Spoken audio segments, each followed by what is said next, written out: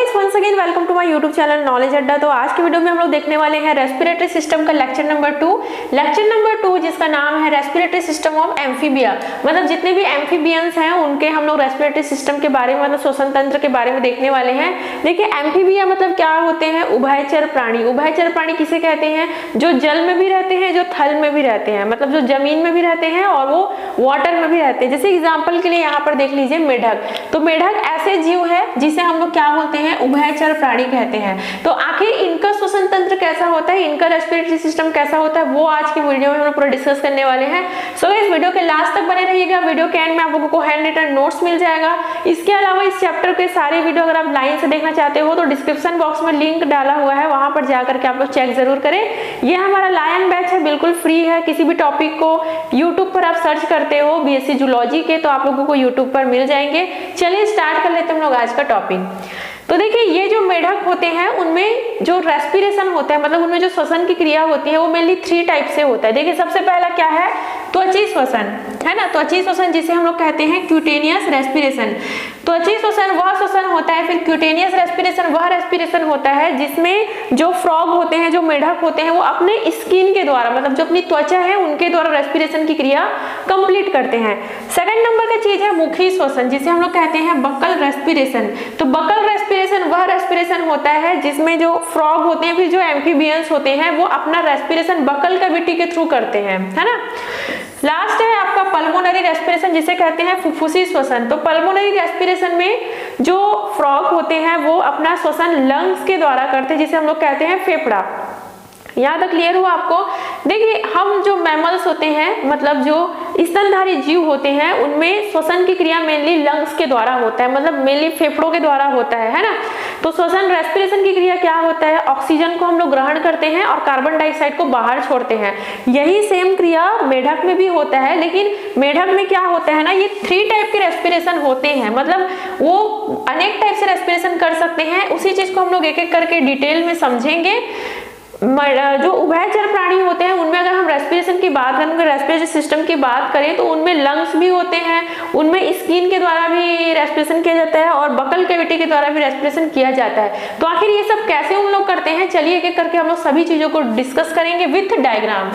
तो सबसे पहले हम लोग यहाँ पर देख लेते हैं त्वची श्वसन, जिसे हम लोग कहते हैं क्यूटेनियस रेस्पिरेशन। मैंने पहले ही बताया कि वह रेस्पिरेशन जो कि फ्रॉग के स्किन के द्वारा होता है। चलिए मैं थोड़ा सा जूम करके सबसे पहले तो इनके स्किन को मैं आप लोगों को दिखाती हूँ। यहाँ पे आप फ्रॉग को देख सकते हो, इनका स्किन काफी ज्यादा चमकदार है ना। मतलब चमकदार कहने का मतलब इनका जो स्किन होता है वो हमेशा मॉइस्चर रहता है, उनमें हमेशा नमी रहता है। पहली बात तो ये हुआ। सेकंड चीज ये है कि इनकी जो स्किन होती है वो परमेबल होता है, मतलब पारगम्य होता है। जो भी गैस है उनका आदान प्रदान आसानी से हो सकता है। थर्ड नंबर का पॉइंट ये है कि इनमें क्यूटेनियस आर्टरी का जाल बिछा होता है इनके स्किन में। यहाँ पे मैंने इन तीनों पॉइंट्स को लिखा है। तो ये 3 रीजन हैं जो कि मेढक के क्यूटेनियस रेस्पिरेशन के लिए रिस्पॉन्सिबल होते हैं। पहला देखिए क्या बताया मैंने, सबसे पहला तो इनका जो स्किन होता है वो क्या होता है? हमेशा नमी रहता है, इनकी स्किन में हमेशा मॉइस्चर रहता है। सेकंड नंबर की चीज ये है कि इनमें त्वची धमनी पाया जाता है, जिसे हम लोग कहते हैं क्यूटेनियस आर्टरी। मतलब इनके जो स्किन है उनमें क्यूटेनियस आर्टरी का पूरा क्या रहता है? जाल बिछा रहता है इनके स्किन में। थर्ड पॉइंट ये है कि ये क्या होते हैं? पारगम्य होते हैं, परमिएबल होते हैं। तो पारगम्य कहने का मतलब जो इनका स्किन होता है उनमें आसानी से गैसों का आदान प्रदान हो सकता है। देखिए, स्किन रेस्पिरेशन, क्यूटेनियस रेस्पिरेशन में भी क्या होता है, जो वातावरण की जो ऑक्सीजन है ना, जो ऑक्सीजन है उन्हें ये जो इनका जो स्किन है वो क्या कर लेता है? ग्रहण कर लेता है, और जो CO2 है उसे क्या कर लेते हैं लोग? बाहर छोड़ देते हैं। तो देखिए इसमें क्या होता है, वातावरण की जो ऑक्सीजन होती है, क्योंकि इनका जो स्किन होता है वो काफी ज्यादा मॉइस्चर, काफी ज्यादा नमी होता है, तो वातावरण का जो O2 होता है, ऑक्सीजन होता है, वो नमी के साथ क्या हो जाता है? घुल जाता है ना। स्किन में जो मॉइस्चर होता है उनके साथ घुल जाता है और आसानी से घुल करके विसरण की क्रिया के द्वारा इनके ब्लड में चला जाता है। हमको पता है कि इनके स्किन में क्यूटेनियस आर्टरी का जाल बिछा रहता है और आसानी से इन जो भी ऑक्सीजन होते हैं वो ब्लड में चले जाते हैं।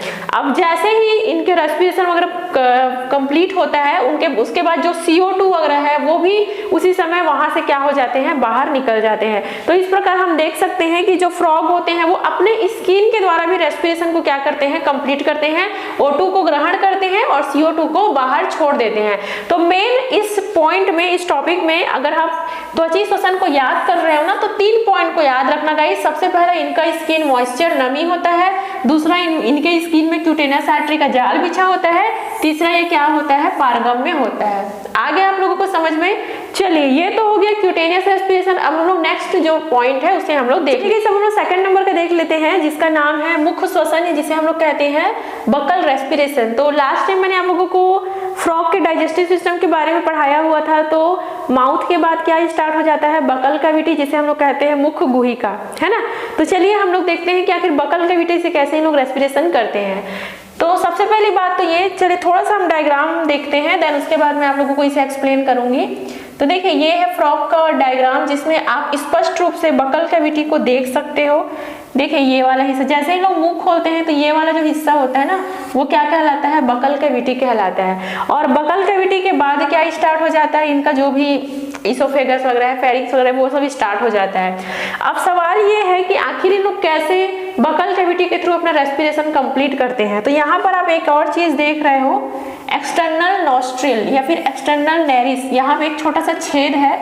इस छेद के द्वारा, इस छिद्र के द्वारा जो वातावरण की जो वायु है ना, जो वातावरण का जो भी ऑक्सीजन वगैरह है, वो क्या करते हैं, इनके माउथ में, मतलब इनके बकल कैविटी में क्या करते हैं, प्रवेश करते हैं। आया समझ मैंने क्या कहा, इनमें एक्सटर्नल नॉस्ट्रिल प्रेजेंट होते हैं। तो उसी एक्सटर्नल नॉस्ट्रिल के थ्रू जो वातावरण की जो वायु है वो इनके बकल कैविटी में क्या करती है, एंटर करती है। यहाँ पर क्या है, इनका बकल कैविटी। अब अगला बात ये है कि इनका जो बकल कैविटी है ना, वो किससे बना रहता है, म्यूकस मेम्ब्रेन से बना रहता है। किससे बना रहता है, म्यूकस मेम्ब्रेन, मतलब जो श्लेष्मा झिल्ली होता है उसमें, उससे इनका म्यूकस मेम्ब्रेन से बना होता है क्या, इनका बकल कैविटी। इनका बकल कैविटी काफी ज्यादा चिकना होता है और उनमें भी काफी ज्यादा नमी बना रहता है और उनसे म्यूकस भी सीक्रेट होता है। क्या सीक्रेट होता है, इस यहाँ से म्यूकस सीक्रेट होता है। ठीक, समझ में आया इतना।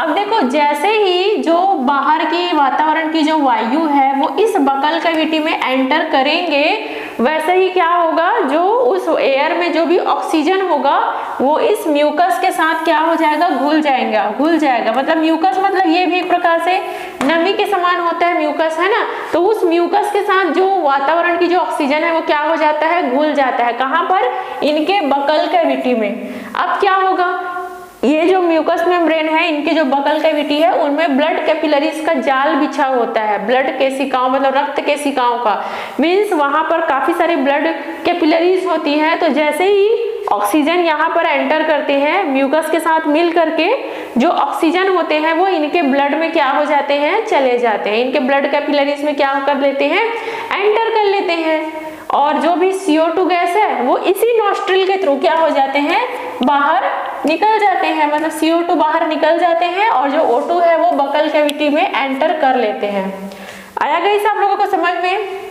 देखिए यहाँ पे मैंने कुछ पॉइंट्स लिखा हुआ है, एक बार पॉइंट्स को पढ़ के बताती हूँ ताकि आप लोगों को और अच्छे से क्लियर हो जाए। चलिए देख लेते हैं हम लोग। तो मैंने क्या बताया कि जो बकल रेस्पिरेशन होता है उनमें सबसे मेन इंपॉर्टेंट जो पार्ट होता है वो होता है एक्सटर्नल नॉस्ट्रिल।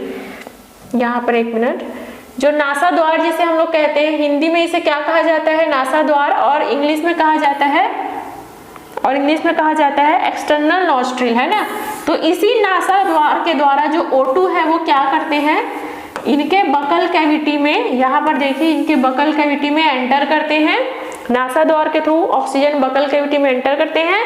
जो इनकी बकल कैविटी होती है, मैंने क्या बताया, म्यूकस मेम्ब्रेन से बना होता है। यहाँ से क्या सीक्रेट होता है, म्यूकस सीक्रेट होता है। मतलब एक हिसाब से इनका जो बकल कैविटी काफी देर नमी रहता है, मॉइस्चर रहता है।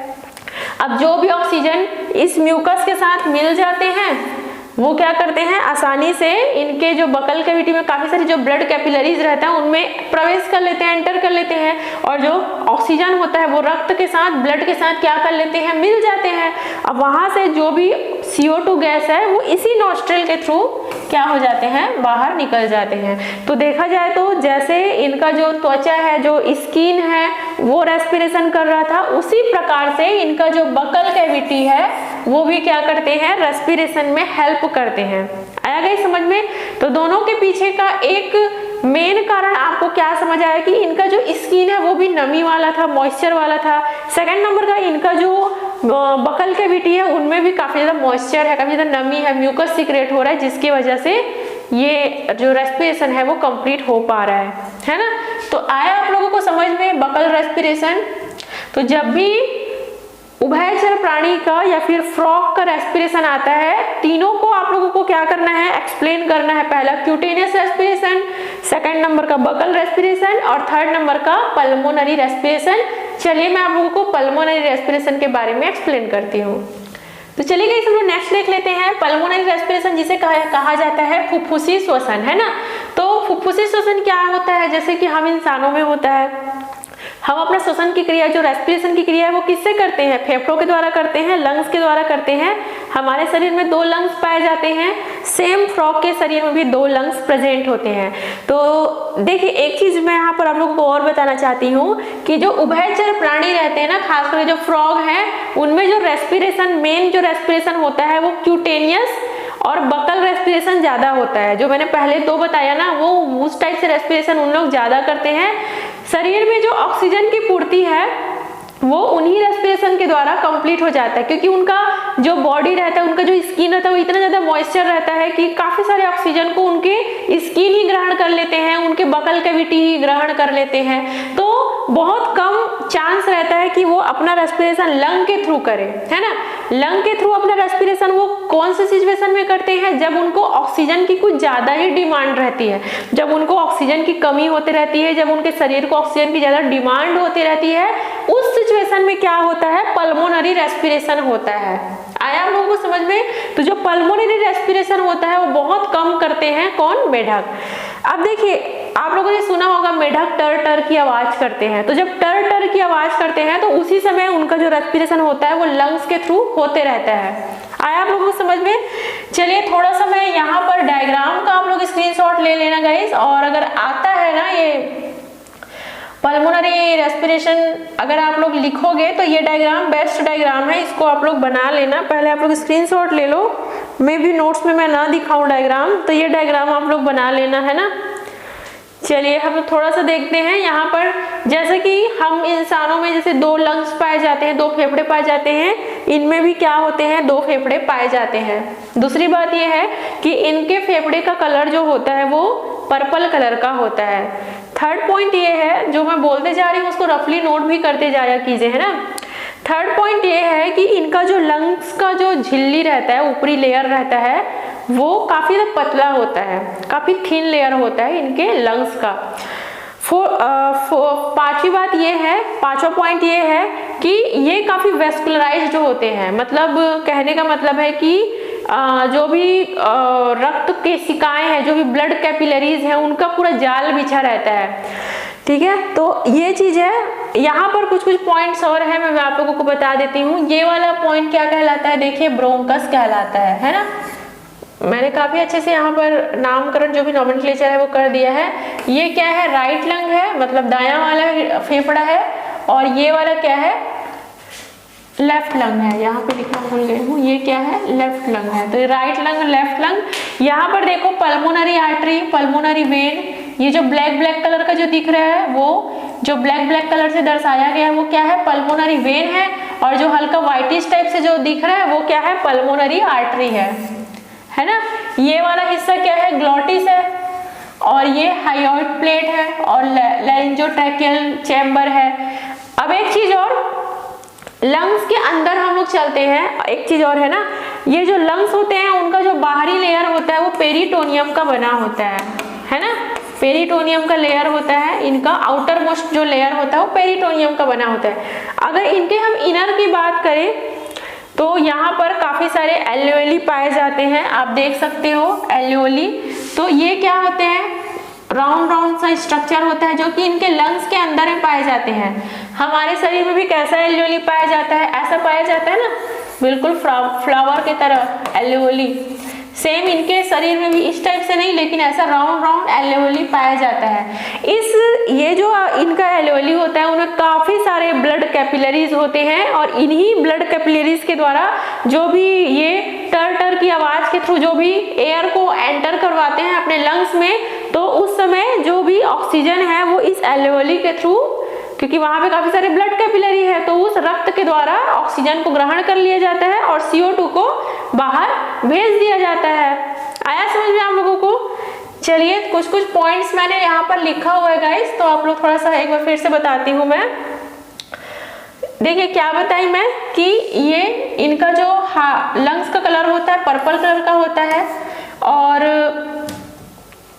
काफी थिन वॉल रहता है। इनका जो आउटर लेयर रहता है वो पेरिटोनियम का बना होता है, और जो इनर लेयर होता है मतलब लंग्स का जो फेफड़े का अंदर वाला लेयर होता है वो स्क्वामस एपिथेलियम का बना होता है। ठीक है, आगे आप लोगों को समझ में, तो ध्यान रखना कि जो फ्रॉग होते हैं उनका ज्यादातर रेस्पिरेशन जो मैंने शुरू में 2 बताया ना उससे होता है। बहुत क्रिटिकल सिचुएशन में जब उनको ज्यादा ही डिमांड रहता है तभी वो अपने लंग्स का क्या करते हैं, यूज करते हैं। ठीक, एक और चीज है कि लंग्स कहाँ पे स्थित होते हैं, तो लंग्स उनके हार्ट के दोनों साइड क्या रहते हैं, प्रेजेंट रहते हैं। जैसे कि हमारे शरीर में भी रहते हैं ना, हार्ट के आजू बाजू रहते हैं, उसी प्रकार से उनके बॉडी में भी उनका जो हृदय होता है उनके आजू बाजू में उनका लंग्स मतलब उनका जो फेफड़ा होता है वो क्या होता है, पाया जाता है। तो ये तो हम लोग समझ गए तीनों टाइप का रेस्पिरेशन। अब हम लोग आते हैं इनके मैकेनिज्म के ऊपर कि आखिर इनका क्रिया विधि क्या है और कौन कौन सी स्टेप में कंप्लीट होता है, वो मैं आप लोगों को बता देती हूँ। हम लोग तीनों टाइप के रेस्पिरेशन के बारे में देख लिए, अब हम लोग देखने वाले हैं इनके मैकेनिज्म के बारे में, जो कि वेरी इंपॉर्टेंट स्टेप है, पॉइंट्स है सॉरी। अगर आप फ्रॉग का रेस्पिरेशन लिखोगे उसका रेस्पिरेटरी सिस्टम, तो ये लास्ट वाला पॉइंट जरूर इंक्लूड करना। सबसे पहला होता है अंतःश्वसन, जिसे हम लोग कहते हैं एस्पिरेशन। तो क्या होता है एस्पिरेशन? देखिए इसमें क्या होता है, जो एयर होता है, जो ऑक्सीजन होता है वो कहाँ पर एंटर करता है, बकल कैविटी में एंटर करता है। मतलब मुख गुहिका में वो जो भी एयर है वो एंटर करते हैं। जैसे बकल कैविटी में एयर एंटर करते हैं, बकल कैविटी का जो वॉल्यूम होता है वो क्या हो जाता है, इंक्रीज हो जाता है। स्वाभाविक सी बात है यार, अगर आप अपने मुंह में हवा भरोगे तो स्वाभाविक सी बात है कि जो बकल कैविटी है उसका जो वॉल्यूम है मतलब जो उसका आकार है वो क्या हो जाएगा, बड़ा हो जाएगा। तो यहाँ पर बकल कैविटी में जो एयर है वो किन किन चीजों से आ रहा है, सबसे पहले तो एक्सटर्नल नॉस्ट्रिल से, सेकंड नंबर में है उनके माउथ से। तो ये सब चीजों से एयर कहाँ पर आ रहे हैं, बकल कैविटी में आ रहे हैं, जिससे उनका वॉल्यूम, जिससे उनका आयतन बढ़ जा रहा है। तो ये जो प्रक्रिया है वो क्या कहलाता है, अंतःश्वसन कहलाता है, एस्पिरेशन कहलाता है। पहला पॉइंट हो गया। सेकंड नंबर का पॉइंट ये होता है प्रश्वसन, जिसे हम कहते हैं इंस्पिरेशन। इंस्पिरेशन में क्या होता है, जो एयर है वो बकल कैविटी में अब आ चुका है, अब क्या होगा, बकल कैविटी का जो एयर है वो कहाँ पर चला जाता है, लंग्स में चला जाता है, फेफड़ों में चला जाता है। जब बकल कैविटी का जो एयर है वो लंग्स में चला जाता है तो इस प्रक्रिया को इंस्पिरेशन कहा जाता है। जिस वक्त बकल कैविटी का एयर लंग्स में जाते रहता है उस समय जो फ्रॉग होते हैं उनका माउथ और उनका नॉस्ट्रिल दोनों बंद हो जाता है। उस समय वहां पर कोई भी एयर नहीं आता है जब इंस्पिरेशन की प्रक्रिया होती है। ठीक है, तो सिंपल सी बात है, बकल कैविटी का जो एयर है वो लंग्स में चला जाता है, यह प्रक्रिया प्रश्वसन कहलाता है। थर्ड नंबर का है निश्वसन, जिसे हम लोग कहते हैं एक्सपिरेशन। तो ये क्या होता है एक्सपिरेशन, अब जो एयर है, जो भी हवा है वो उनके लंग्स में आ चुका है। मैंने क्या बताया कि उनके लंग्स में एल्वेओली पाए जाते हैं, एल्वेओली में क्या पाया जाता है, ब्लड कैपिलरीज पाए जाते हैं, ब्लड कैपिलरीज में ब्लड पाए जाते हैं।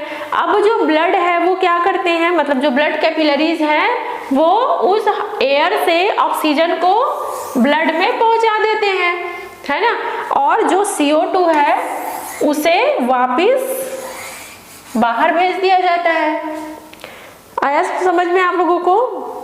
तो जो एक्सपिरेशन की क्रिया होता है उनमें मेनली O2 और CO2 का क्या होता है, एक्सचेंज होता है। इस प्रक्रिया के दौरान जो ऑक्सीजन है उसे रक्त के द्वारा ग्रहण कर लिया जाता है और जो CO2 है उसे वापिस उस एयर में मिला दिया जाता है और फिर वो जो एयर है CO2 को ले करके उनके माउथ से फिर नॉस्ट्रिल से बाहर निकल जाता है।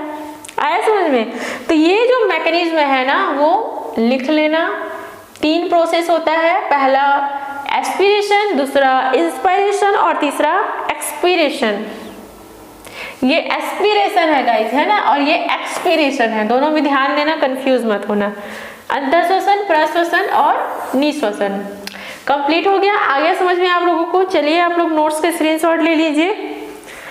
आई होप आप लोगों को आज का वीडियो समझ में आ गया होगा। और थैंक यू सो मच, काफ़ी सारे जो स्टूडेंट्स हैं वो कंटिन्यू वीडियो वॉच कर रहे हैं, देख रहे हैं। मे बी उनको इससे काफ़ी ज़्यादा हेल्प हो रहा होगा मेरे नोट्स से। तो आज का वीडियो आपको कैसा लगा मुझे कमेंट करके ज़रूर बताना। नेक्स्ट टॉपिक हम लोग और भी, मतलब लेक्चर नंबर 3 भी हम लोग लाएंगे, वो भी आपको डिस्क्रिप्शन बॉक्स मिल जाएगा जब भी मैं अपलोड करूँगी। तो आज के लिए इतना ही गाइज, मिलते हैं नेक्स्ट वीडियो में। Thank you so much for watching.